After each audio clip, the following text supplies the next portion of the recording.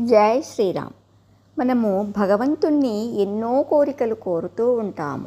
మనము రాసి పెడితే ఒక బుక్కే అవుతుంది మన కోరికలకి.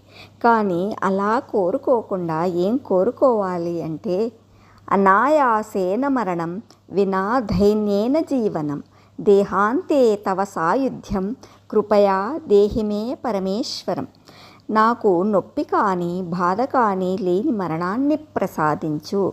నేను ఎవ్వరి మీద ఆధారపడకుండా, జీవితంలో ఎవరి ముందు తల వంచకుండా, ఎవరిని నొప్పించకుండా, ఎవరి వద్ద చులకన కాకుండా ఉండే జీవితాన్ని ప్రసాదించు.